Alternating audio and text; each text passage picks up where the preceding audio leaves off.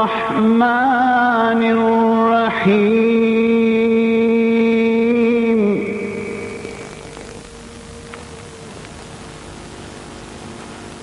الحمد لله رب العالمين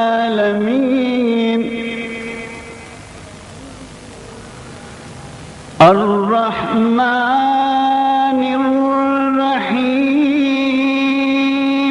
مالك يوم الدين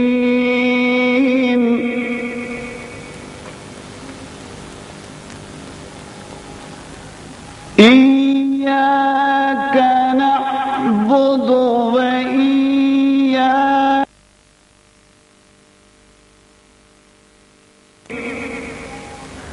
اهدنا الصراط. Assalamu alaikum wa rahmatullahi wa barakatuh.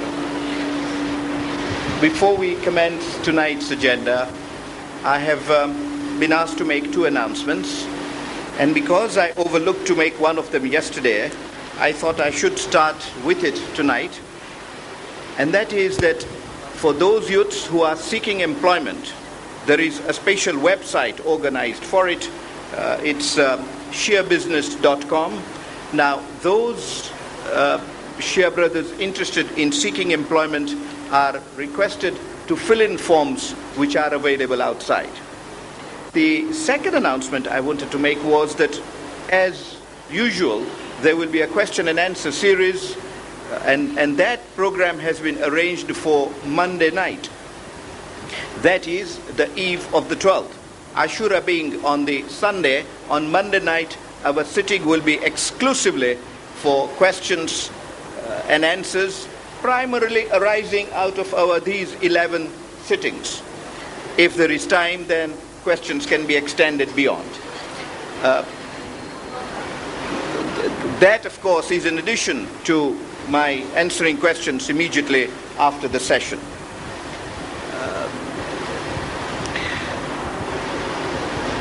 That program is an important program because it enables you to clarify all matters that I may have left unclarified or matters on which I may have been inadequate. Bismillahir Rahmanir Rahim. In the name of Allah, the Merciful, the Compassionate, all praises to Allah, the Creator of the universes and their Sustainer, the Provider of believers and unbelievers. And may His choicest blessings be on the seal of His prophets, the last of His messengers and His holy progeny, and in particular, may His incessant blessings continue to flow on that beloved grandson of the Holy Prophet, on Hassan al-Mujtaba, salawatullahi wa salamuhu alayhi. Last night I had commenced on a discussion of those items of excellences of the two grandsons of the Holy Prophet, Imam Hassan alayhi salam and Imam Hussein alayhi salam, which were conjointly expressed by the Holy Prophet himself. I thought I'd deal with those, commenced with them last night, hoping to finish them last night, but as I haven't, I hope I will only take a few minutes tonight to complete them before we embark upon an exclusive study on the life of Imam Hassan alayhi salam. And I did so because those excellences which flow on both of them can best be discussed by way of preface, so that we can discuss them vis-a-vis tonight's subject, and also vis-a-vis our discussions on Imam Hussein alayhi salam next year. The subject that we were discussing was the excellence of those two Imams alayhim as-salam, and the one I want to start on tonight, although as I said I will not occupy you long on that before we move on to Imam Hassan alayhi salam, is a very interesting hadith, a hadith which I'm sure you've all heard, but a question may have arisen in the minds of the youths when they heard that is this genuine, or is it something that the Shias have come up with, or they may have been criticized for it. And this is the hadith of the Holy Prophet, ascribed to the Holy Prophet. It comes from that important companion accepted by all Muslims as a legitimate, genuine reporter of a hadith, Ibn Abbas. And he says that when the Holy Prophet came from Mi'raj, and the hadith, by the way, is found in Kifayatul Talib, a leading Sunnite work, and it is at page 423. He says that when the Holy Prophet came from Mi'raj, he was asked what he saw there. And he said that when he entered heaven, paradise, then on Babul Jannah, on the gate of paradise, he saw a writing. So he paused to read it, and the writing read, La ilaha illallah, Muhammadur Rasulullah, Aliyun Hubbullah. Ali is the love of Allah. Al-Hassan wal-Hussein, Safwatullah. Al-Hassan and Hussein are the chosen ones of Allah. Fatima, Amatullah. Fatima is a special servant of Allah. Ala baghadahum, la'natullah. And on those who hate them is the curse of Allah. That, the Holy Prophet says, is inscribed on the door of heaven. And not from a Shiite source, as I said, from a leading Sunnite source. And it says in the most explicit terms that those who hate these named persons, that is the Panjatan, there is the curse of Allah. Well, this hadith is not being set out in vain. It is not being set out to bolster anybody's ego. For today's purposes, it is a very important hadith. Because if at the gate of heaven there is curse of Allah on those who hate them, and there is therefore by implication commendation of those who love them, then how can those who hate them be even allowed to enter paradise? How can those who hate them even be allowed entry into paradise, whatever their actions? Indeed, it is what I may call a no entry sign for some of the people who want to, for some of the traffic that may decide to enter heaven. And that is set out, as I said, in a leading Sunnite source.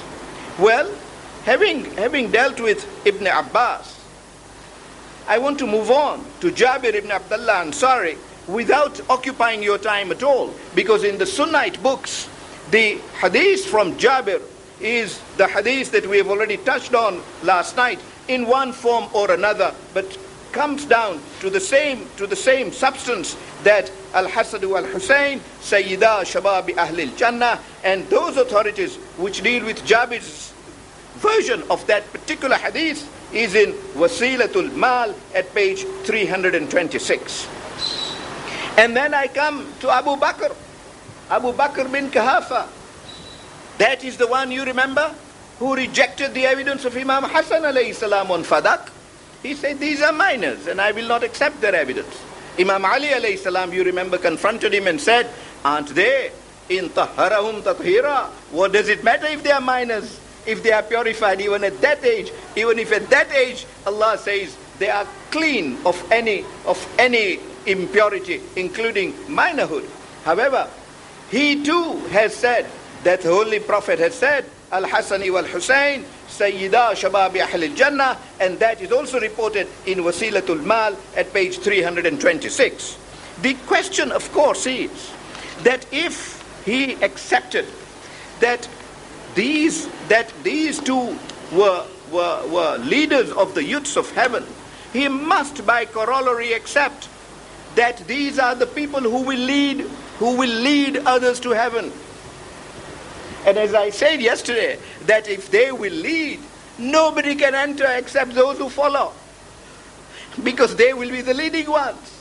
How can he reject the evidence of both of them and yet tell us that the Holy Prophet said that these two will lead everybody to heaven? That is the point I am at pains to make. And that hadith, by the way, is also reported by Umar bin Khattab. The words of Umar ibn Khattab identically are reported in Sahih Bukhari.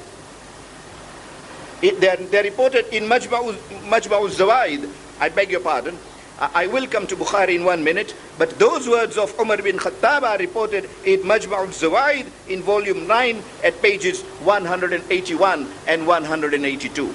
Those words are also ascribed to the son of Umar ibn Khattab, that is Abdullah bin Umar.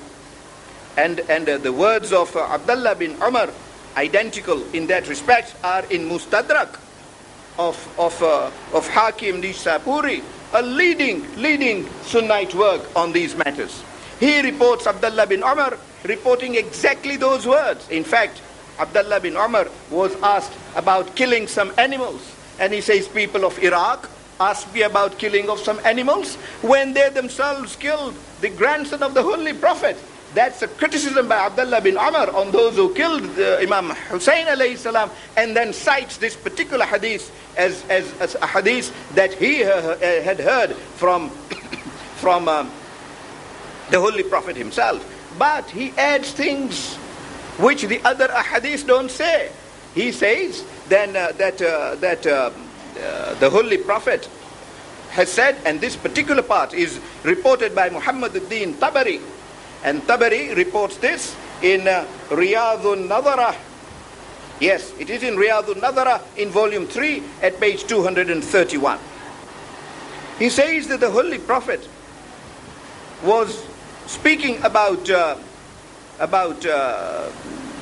he was speaking to Muhajirin and Ansar, and he was speaking about Imam Ali and the progeny of Imam Ali alayhi salam. And he then said that, yo Ali, I will be leading people into heaven, and with me will be you. And are you not happy that that is what will happen? In fact, the hadith clearly says when Imam Ali alayhi salam entered at a time when the Holy Prophet was addressing the Muhajir and Ansar, and Imam Ali looked angry. And the Holy Prophet turns to him and says, Ya Ali, why are you angry? And then he says, he who angers Ali angers me. And Imam Ali alayhi salam looks at him, and then he says, Ya Ali, why are you angry? Are you not pleased that I will be leading the ummah into heaven, and you will be with me? And with me will be Fatima, and Hassan and Hussein will be following us, and on our right, and Ashya'ana, and our Shias will be Aymanana, to our right and to our left. And Abdullah bin Umar on that hadith clearly identifies were Shi'ana, that our Shias will be to our right and our left. Does not say Muslims will be to our right or our left. Does not say our ummah will be to our right and to our left. And all this arises, the khutbah is intercepted for this information to be given in, because Ali alayhi salam appeared angry to the Holy Prophet. And this comes from this son of Umar bin Khattab, and as I said, reported in a leading work of a Sunnite source. That hadith, فَقَدْ أَحَبَّنِي مَنْ أَحَبَّهُمَا, he who loves me should love the two, that is Hassan and Hussein, also comes from Abdullah bin Umar, reported in Tawdhi'ud Dalail at page 701. So one can see this hadith pretty well reported by all leading companions of the Holy Prophet. But a hadith from Umar bin Khattab, and I must retrace my steps to him, is this. Umar bin Khattab is reported to have stated, and this is also in Majma'ul Zawaid, at page 181, he says that one day he saw the Holy Prophet carrying Hassanain alayhim as-salam. This is a very well-known hadith, which you must have heard from Shiite sources. I put it to you tonight, I submit it to you from the Sunnite source which I have quoted. The Holy Prophet comes out with Imam Hassan alayhi salam on his right shoulder, Imam Hussein alayhi salam on his left shoulder. Umar bin Khattab sees them, turns round, salutes the Holy Prophet, turns to the young lads and says, what a beautiful ride you have. What a beautiful horse on whom you too would have the ride. The Holy Prophet says, oh Umar, Why do you address them with these words? So Umar says, Ya Rasulullah, what should I do? And he says, tell me what good two riders I have on my shoulders. What two beautiful riders I have on my shoulders. That was the lesson by the Holy Prophet to Umar. I don't know, I didn't, perhaps I wasn't sure that I discussed this, but as this question has arisen of the Holy Prophet educating Umar on the purpose of his carrying the two on his shoulders, reminds me of something I heard last night which a little saddened me in Bombay. I heard that some youths feel that what we are discussing is history. I was alarmed. We are not discussing history at all. These are not classes on Tariq at all. It is not the purpose of these sittings to discuss Tariq. We are not sitting to discuss biographies. That is not the aim of these sittings at all. The aim of these sittings is to discuss usul ad-din. We are discussing our aqidah, our faith. That is the purpose of these sittings. When these sittings were started, they were never meant to be historical sittings. I would have been addressing these subjects historically. Indeed, it would have been much easier for me to discuss these subjects historically if history was what we were discussing. Indeed not. What we are discussing is at each step a question of our aqidah. We are not discussing just the biography, for example, of Imam Hassan alayhi salam. Our aqidah is, and this is part of our usul ad-din, we consider 5 tenets of usul ad-din. Of course, the first is the tawheed of Allah. The second is adala of Allah, perhaps subjects of discussions by themselves. The third is the question of nubuwah. The fourth is the question of imamah. We started with the third, the discussion of the Holy Prophet that we held. And I invite you to those cassettes once again if need be. And I will be available to be questioned if need be. Those were all geared at showing that the Holy Prophet was a true messenger from Allah. And believing in him is a sine qua non, is a necessary question of faith in order to go to Jannah. One is not a Muslim if one did not accept him genuinely as a messenger, and indeed the last messenger of Allah. That was the purpose of those discussions. The discussions on Imam Ali alayhi salam were geared merely at showing that he was the true and immediate, that was the important part, immediate successor to the Holy Prophet. Because we Shias say as a matter of faith, as an article of faith, that Allah never leaves this earth without a hujjah, without his proof. That there is always the proof of Allah on earth. Quran cannot be left by itself. And it is for that reason that the Holy Prophet said that I leave 2 weighty things, not only one. The Holy Prophet rejected the concept of hasbuna kitab Allah, that the book of Allah is enough for us. It is not. Because in the book of Allah, there are many things which need teaching, which need explanation. And we get them only from him who has been sent by Allah. If we rely on someone who is human, we could easily be misled as to the meanings of matters in Allah. And hence, it is of great importance to determine and decide for sure who is the person who has been sent by Allah and who is the person who either imposed himself on the ummah or was superimposed on the ummah by other people. That is indeed the criterion that separates, in our view, between haqq and batil, between truth and falsehood. And these sittings are geared primarily at determining that factor. Because merely to say there is one God, the Holy Prophet is his prophet, there are 12 Imams and these are the names of the Imams, regurgitating in a parrot-wise the names is not enough for the matter of faith. Maybe once upon a time it was enough. It certainly was not enough when I was a youth, but maybe in days before me, that was enough. But in these days, with the development of mankind, with progress in intellectual thinking, the youth will say, how? Why do you say that? What is the proof for this? And indeed, he is entitled to do so. He is entitled to do so. Our faith, our aqidah is that on matters of usul, there is every right to question. If we say there is Allah and Allah exists, the youth is entitled to say, what is the proof? Where is he? Can we see him? Has anybody seen him? How does he operate? He is entitled to ask those questions. And it is only when he gets satisfactory answers to those questions that he believes La ilaha illallah. And that was the approach of the Holy Prophet and the Aimma alayhimus salam. And they were entitled to question the Holy Prophet. Likewise, are they entitled to question, is each Imam a true Imam?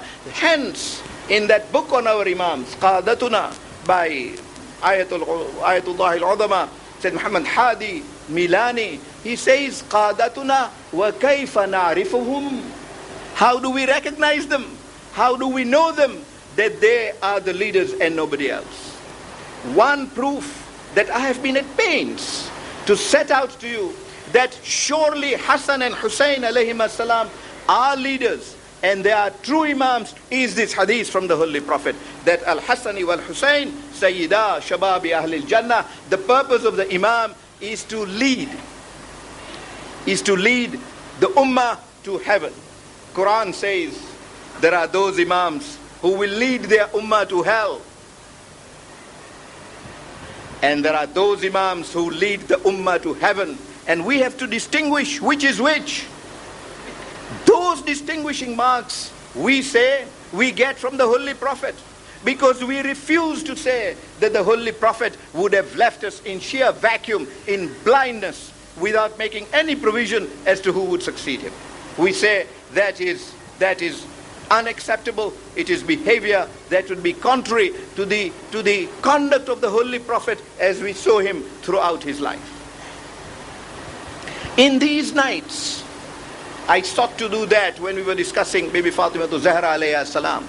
And in respect of each of my sittings on Bibi Fatema to Zahra alayha salam, none was dedicated to history. None was dedicated to history. They were all dedicated to those articles of faith to which we adhere and which I emphasized again and again would lead us to heaven. And I explained logically why that is so. Taking no more than 10 seconds of your time, may I repeat what I said? That you love a leader, you will follow him or her. You hate a leader, you will not follow him or her. And hence, Allah's injunction to the Holy Prophet, Qul la as'alukum alayhi ajra illa al-mawaddata fil qurba. Oh my Prophet, tell them that I do not want any reward for all my efforts in teaching you Islam except love for my kith and kin. This is exactly what the Holy Prophet is repeating in respect of Imam Hassan and Imam Hussein alayhim as-salam. And hence, when Umar turns around and says, what beautiful ride you have, he says, oh no, Umar, tell me what two beautiful riders I have. They ride on the shoulders of the Holy Prophet. The Holy Prophet indicating to the Ummah as it were, and that is the meaning of that hadith, that even when I am not there, if they are there, you can see that they ride on my shoulders, they ride as well, and on the same horse on which I ride, they speak at the same wavelength at which I speak, they lead you to the same destination, heaven, to which I lead you. That is precisely the exercise of that particular hadith, which the Holy Prophet teaches no less a companion than Umar bin Khattab. And one finds that hadith moves on from various sources. It is also obtained from Salman Farsi. The hadith of Salman Farsi is reported by Hakim Nisapuri in Mustadrak at volume 3 at page 166. And his words are explicit. The other hadiths are clear, but Salman reports the hadith from the Holy Prophet in extremely explicit words. He says, I have heard the Holy Prophet say, Al-Hasani wal-Husayn, Abnai.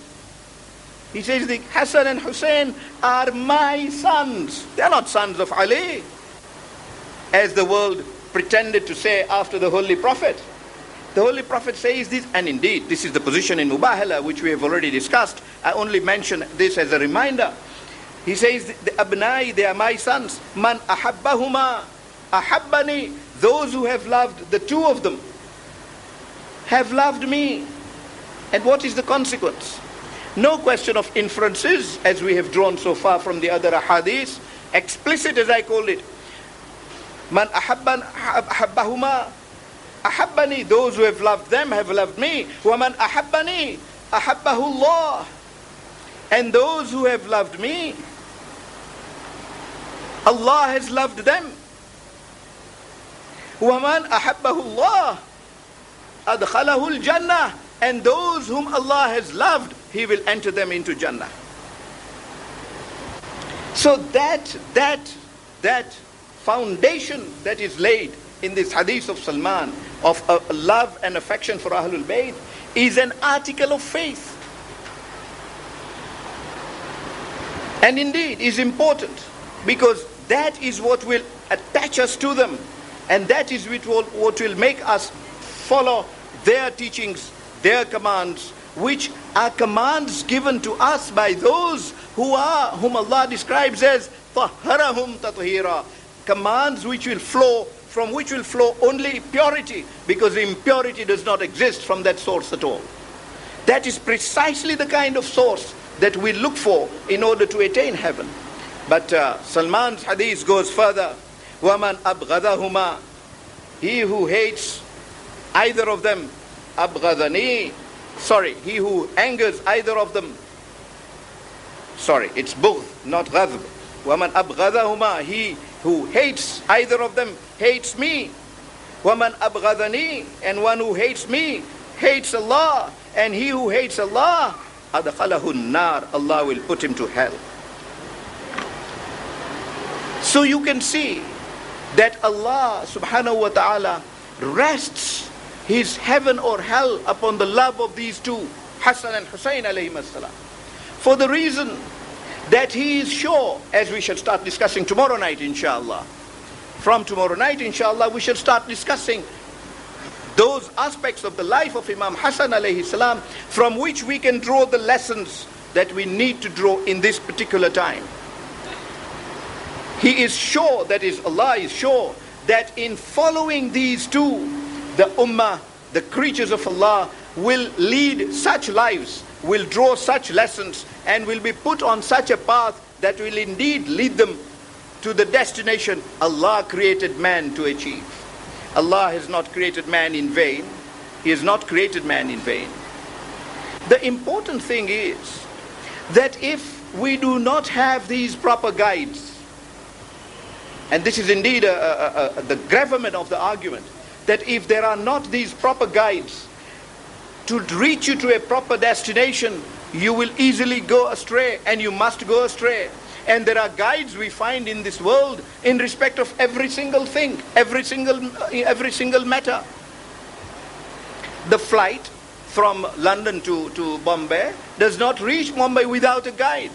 And if that guide, if anything, is the compass that determines what direction should be taken, from what distance to reach that destination. It can only be reached, that destination, if it is properly attuned and is controlled by a person who is himself knowledgeable of that route. If the person is not knowledgeable of the route, what guidance can he give you? Allah alone knows whom He has given that knowledge of the route. Allah alone knows whom He has given that knowledge of the route. He then prescribes for us that we follow those whom He has given that knowledge. And it is for that reason that we saw that hadith of Bibi Fatema to Zahra alayha salam, that her guidance to us and her help therefore to us does not end in this world. 6 other places that we considered: the time when the soul is taken out of the body, Sakaratul Maut, Qabr, Mahshar, Mizan, Sirat. At all those steps, those are all places with which she is familiar and with which she knows exactly how to deal with and how to guide us out. Hence this hadith of Jabir bin Abdullah Ansari, himself a very learned scholar, that history today accepts as a genius of a scholar. His hadith is reported there, and is again reported in Majma' al-Zawad in volume 9 at page 181. I don't read that to you, but it is in identical terms. But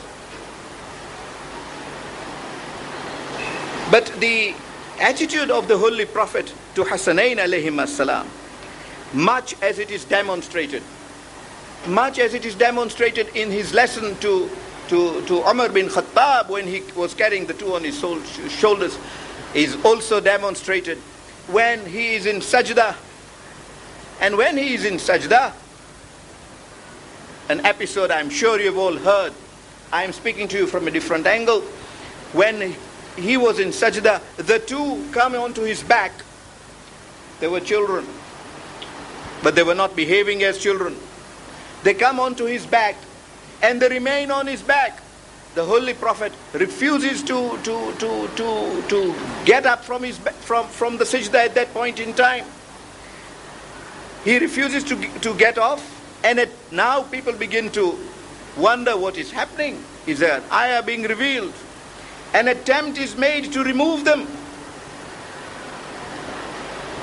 فَإِذَا أَرَادُوا أَن يَنْعُوهُمَا, when people intended, this is in the course of salah, intended to remove them from the back of the Holy Prophet so that the Holy Prophet can now rise from the sajda, the Holy Prophet ishara alayhum, he made a signal to them and said, no, don't even remove them, leave them. It is when they will decide to come off my back of their own accord that I will come out from sajda. And that hadith, by the way, is reported in Majma' al-Zawaid in volume 9 at page 179, a leading Sunnite work.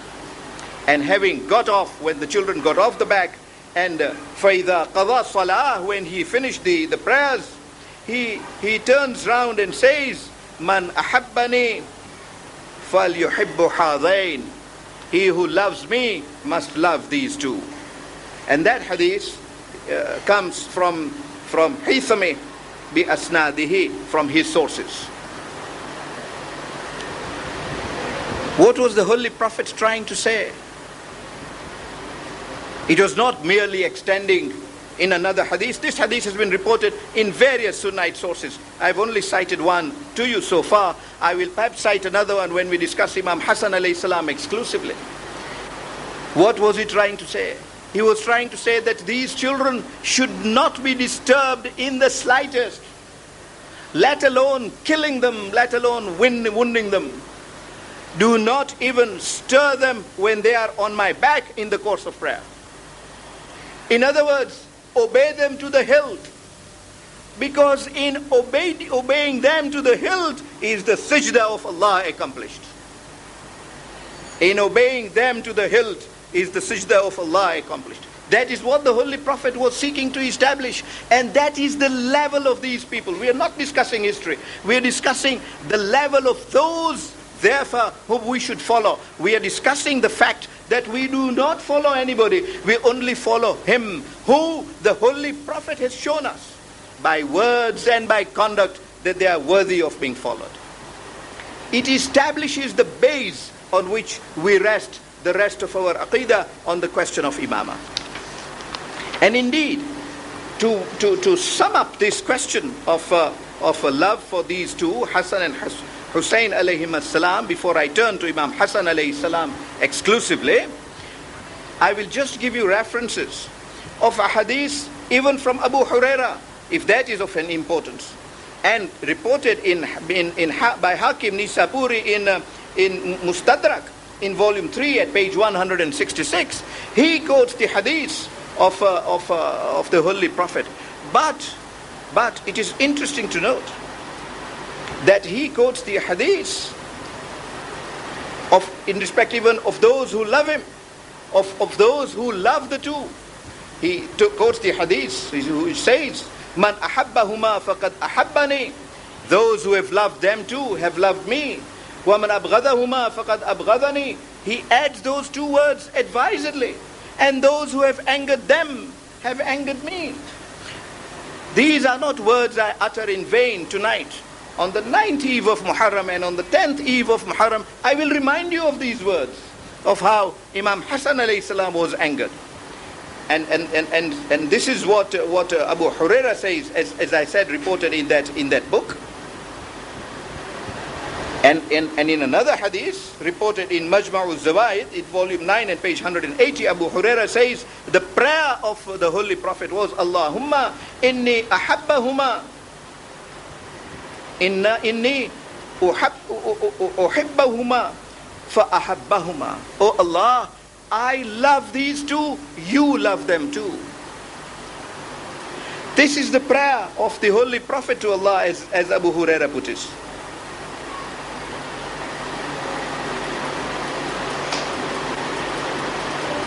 And the final hadith I want to point out to you is that this hadith, the final one, is also in Majma'u Zawaid in volume 9 and page 180. He sets out what he has set out so far and adds that Allahumma inni ahabbahuma, oh Allah, I love them both. Fa ahabbahuma, you love them too. Wa ahib man yahibbuhuma, and oh Allah, love those who love them. That is the category in which we seek to fall. Our efforts are to fall into that category, and hence these majalises, and hence these sittings. It is not discussing history of these Imams alayhimus salam. It is discussing that way of life. It is discussing what we should do. Love them.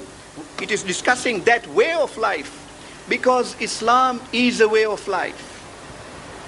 Very easy to say that. And people say that very confidently and very brilliantly, that Islam is a way of life. Whose way of life?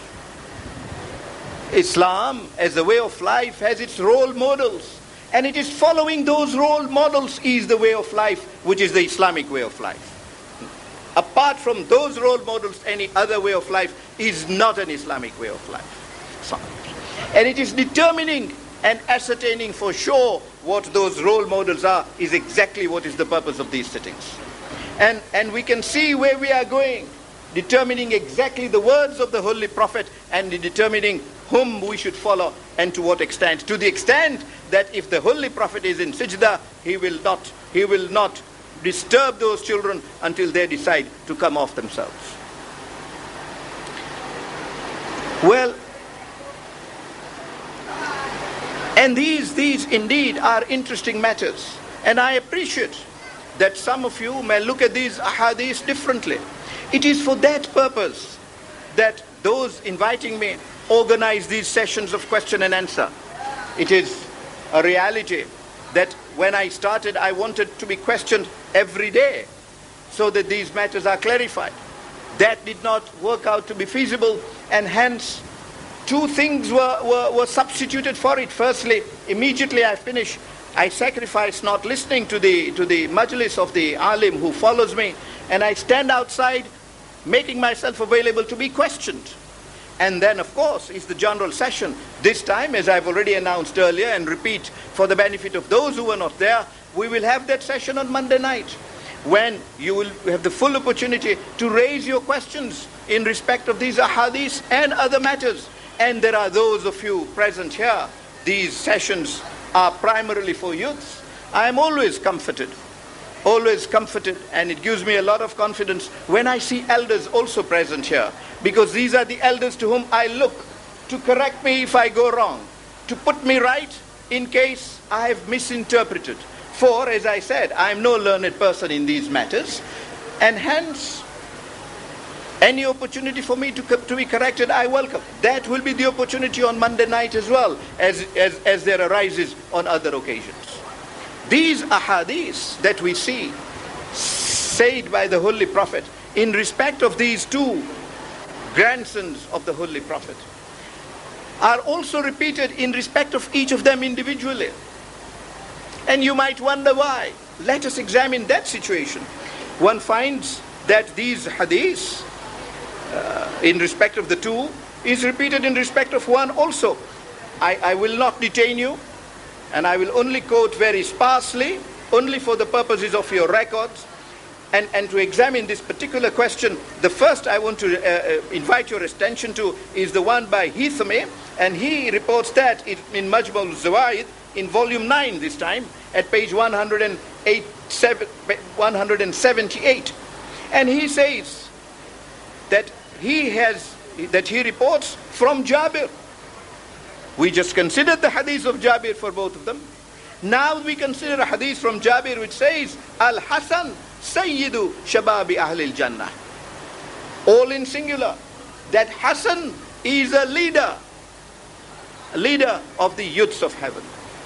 Meaning when they are two together, they both are leaders. But on that occasion on which they are not two together and Hasan is alone, even on that occasion, Hasan singly, severally, is also a leader by himself and in his own right, a leader of the youths of heaven.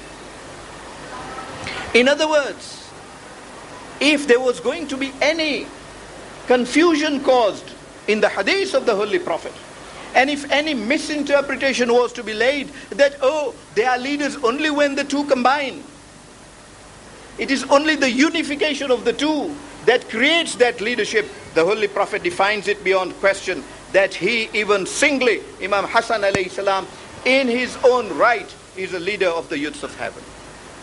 And hence, in respect of Imam Hassan alayhi salam, I am entitled to ask, as I asked before, in respect of Bibi Fatema to Zahra alayhi salam, and in respect of the Hassanain alayhi salam, I am entitled to ask about Imam Hassan alayhi salam, that is there a choice, is there a way that someone who does not believe in Imam Hassan alayhi salam as an imam will go to heaven? And if you want to delete Imam Hassan ma'adallahi ta'ala from the list of imams, if you delete Imam Hassan alayhi salam from that list, is there a choice left for going to heaven? And please do not think this is a hadith concocted by a Shia Ithna Ashari. It comes from a leading Sunnite source. And there are a number of them. I'm only citing one because the clock has to be respected as well. And we move on. So you can see that the significance and the place, the level of Imam Hassan alayhi salam as established by the Holy Prophet himself is not one that can be ignored. I say this with so much emphasis, only for one reason that I said yesterday. It has become easy because of Muawiyah, la'anatullah alayh, because of Muawiyah, who has concocted these hadiths against Imam Hassan alayhi salam, and it has therefore become easy to lay dirt, ma'adallah, at his doorstep.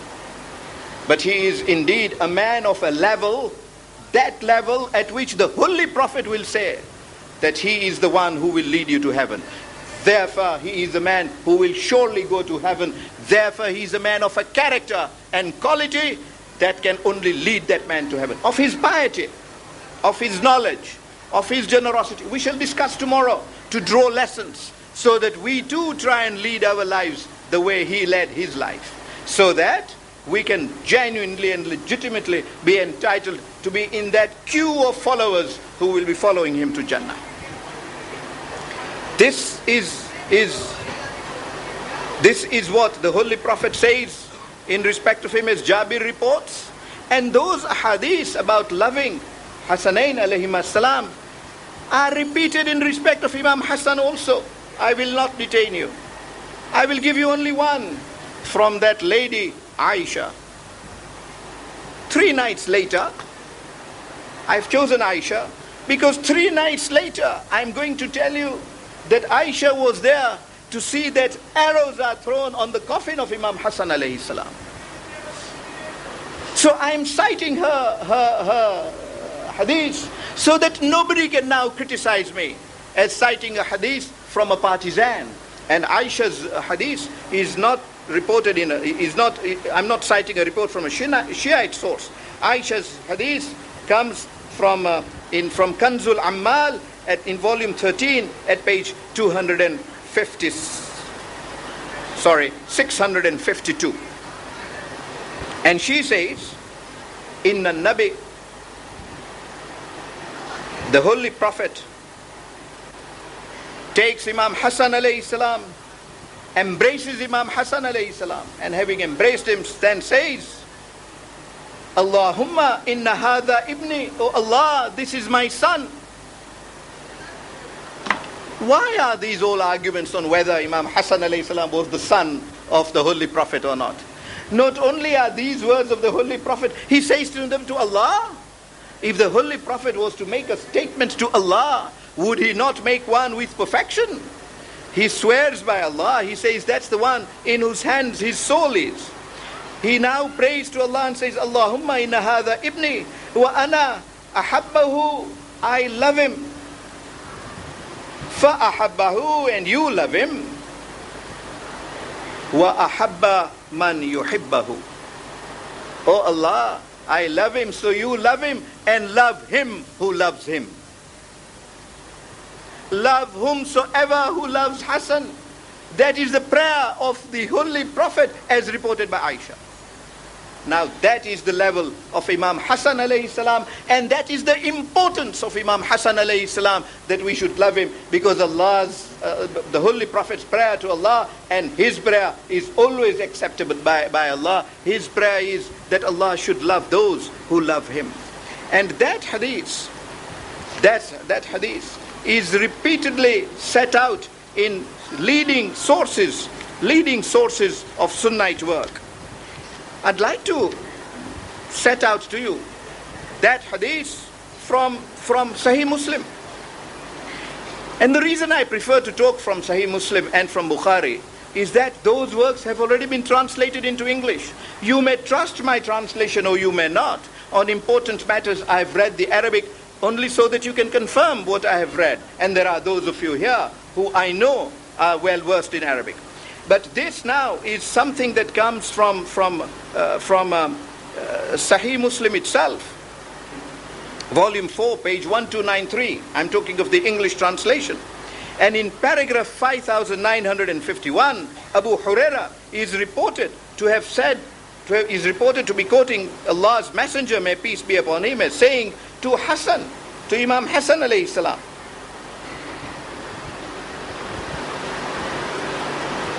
he says, O Allah, behold, I love him. Thou too love him, and love one who loves him. Now you can have no doubt about what I'm saying. This is in Sahih Muslim, available in English, and not my translation. And then he sets out another hadith of Abu Huraira, with which I will not trouble you, how he goes to the market with the Holy Prophet. Ultimately the Holy Prophet meets Hassan, and he says, and the Holy Prophet says, O Allah, I love him. Love him thou, and love one who loves him, in bracket Hassan. So that hadith is beyond question. And 5953 repeats that particular hadith, but one finds that that hadith in Sahih Muslim is reported and repeated in all leading Sunnite sources. For example, having set out Sahih Muslim, may I tell you that it is also reported in Ibn Majah, the other Sahih Sitta book, in volume 1 at page 51. It is reported in Ibn Asakir at page 43.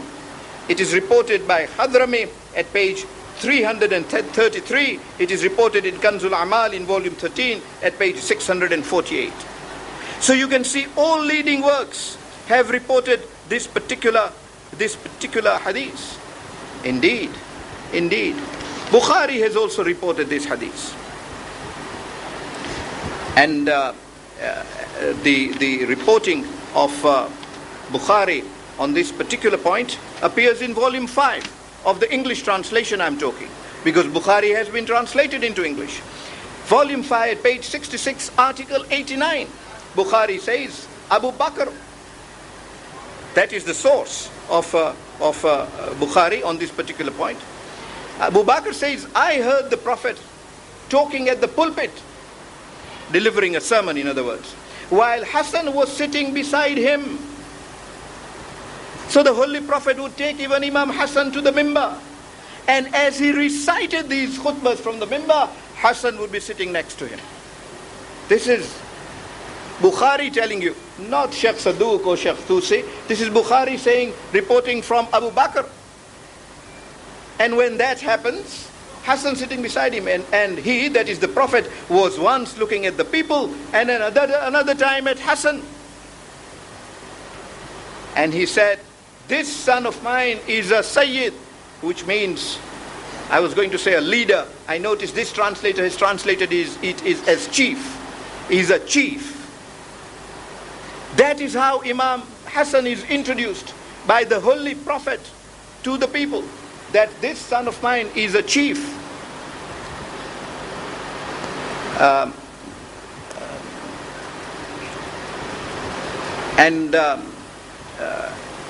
Yes, the words in Arabic, I was looking at the Arabic, it says, Ibn Hadha Sayyid. That is the Arabic word used, which is translated by this interpreter, this translator, as chief. He's a chief. And perhaps Allah will bring about an agreement between two sects of Muslims through him.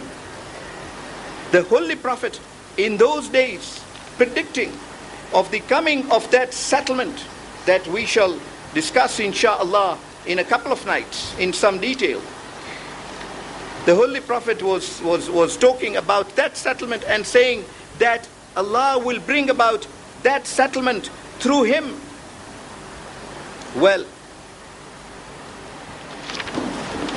that is a very important piece of information that we get, because soon we shall discuss that settlement, and soon we shall discuss the criticisms of that settlement. When we discuss those criticisms, I did not want to go back to the qualities and merits of Imam Hassan alayhi salam, so I quote this hadith now that Muslim has cited. But it is not only that Bukhari has cited. It is not only Bukhari, a number of others have cited that hadith.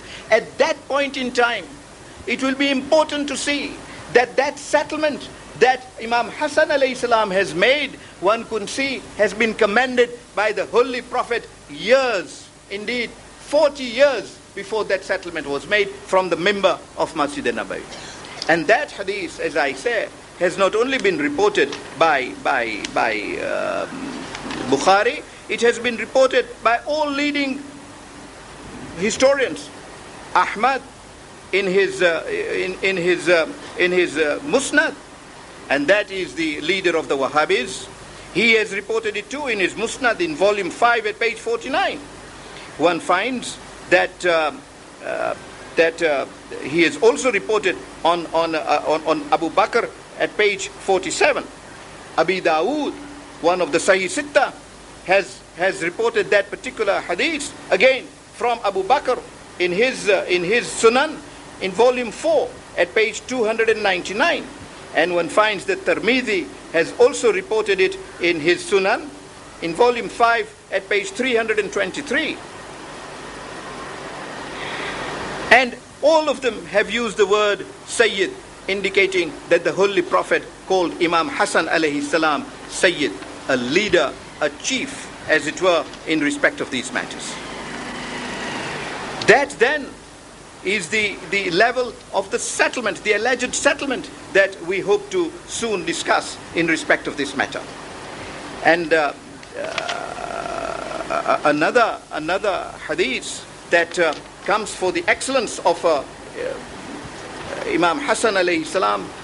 I'm only saying this to cover to wind up on that point, from Abu Huraira. And Abu Huraira says that he too heard the Holy Prophet say that in respect of Imam Hassan alayhi salam, that he is Sayyid, he is a leader, he is a chief. The significance of my emphasizing that he is a Sayyid is that this person whom we regard as an Imam, therefore a leader, is not someone whom we have come to accept as a leader of our own choice. I've always emphasized we have only accepted him as a leader whom Allah appoints. And who has Allah appointed, we can only know through the Holy Prophet. And you can see these series of reportings in which he is described as Sayyid in almost each of the most leading Sahih book of the Sunnite source. That is the level at which at which Imam Hassan alayhi salam stands. And indeed, insofar as the question of sajda is concerned, Khadrabi, and this is the last one that I put to you before I move on to Masaib, Khadrabi reports in Wasilatul Mal at page 337 that there was that day when only Imam Hassan alayhi salam, not the two of them, only Imam Hassan alayhi salam alone was on the back of the Holy Prophet. And again, attempt was made to remove him. The Holy Prophet signaled, don't. And when the Holy Prophet completed his sajda, and people said, we thought that you were receiving a wahi, or some important development was taking place. The Holy Prophet turned round and said, I did not want him to be discouraged. Tomorrow night, I will discuss what I wanted to discuss tonight. But maybe I was driven away from the discussion by other matters that I raised, which I have thought were of importance to raise. And I was not able to come to show to you that the fact that he was an imam is established by the way in which he was able to say of things of the future. He was able miraculously to bring about matters which in ordinary course of events do not occur. One of the things that happened in respect of Imam Hassan alayhi salam was that when he was poisoned, the night he was poisoned, he calls his wife Farwa and says, Farwa, call Hussein alayhi salam. And when Imam Hussein alayhi salam has also been called, Imam Hassan alayhi salam turns to Farwa and says, oh Farwa, a stage will soon come which you may not be aware of, but the Holy Prophet has told us when Hussein alayhi salam will be surrounded by enemies in Karbala. I am going tonight.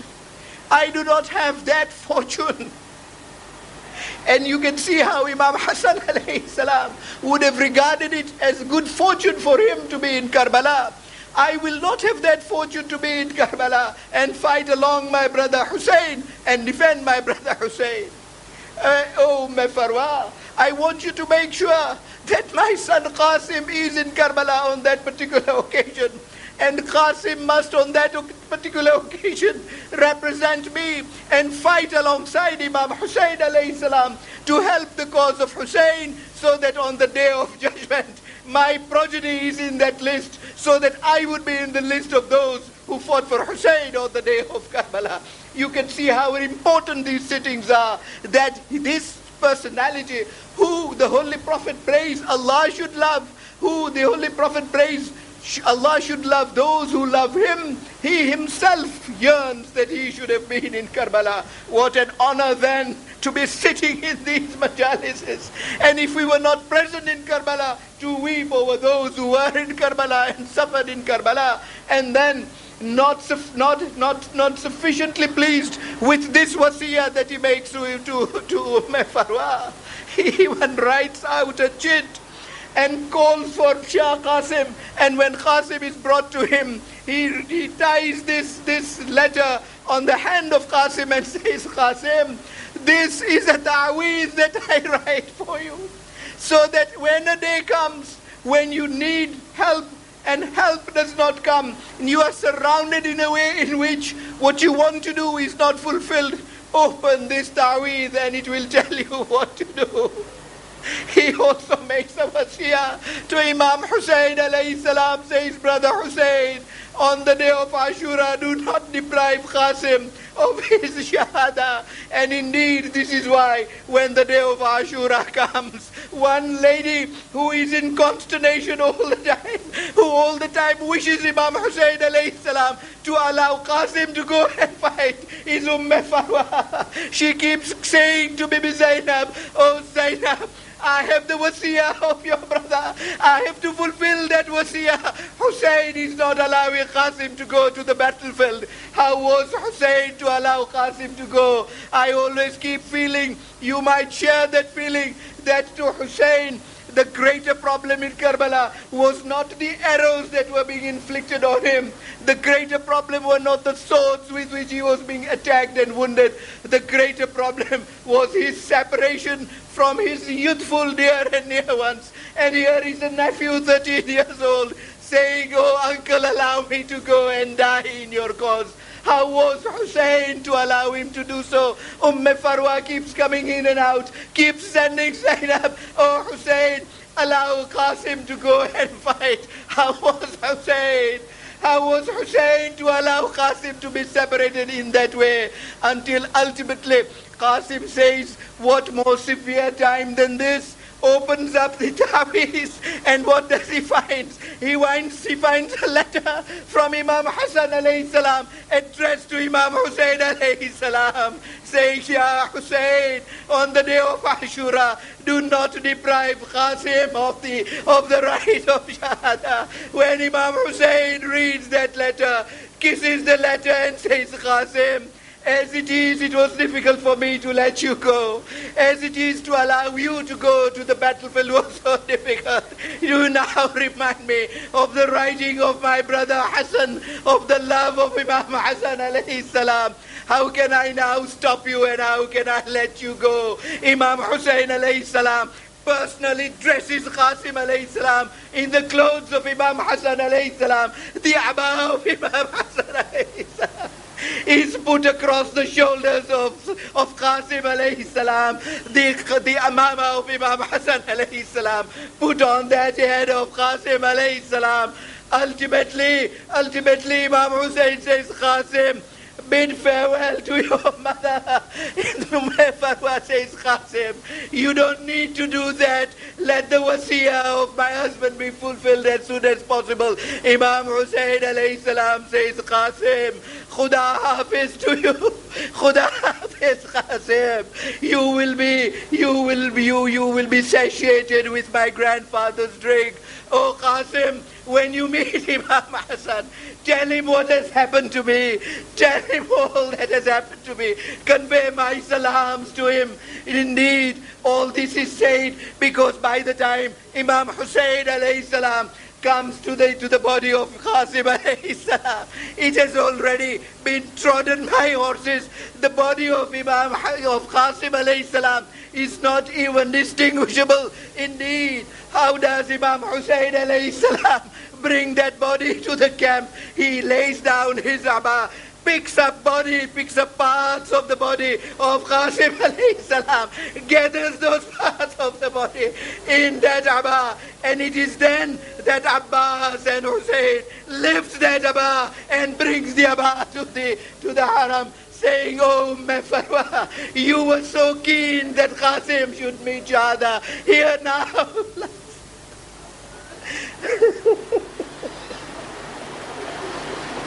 ألا لعنة الله على القوم الكافرين على القوم الظالمين وسيعلم الذين ظلموا أي منقلب ينقلبون إنا لله وإنا إليه راجعون. رحم الله من يقرأ الفاتحة.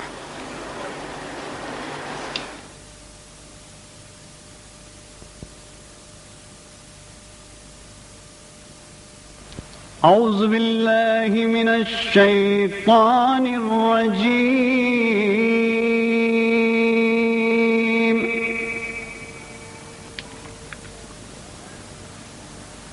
بسم الله الرحمن الرحيم.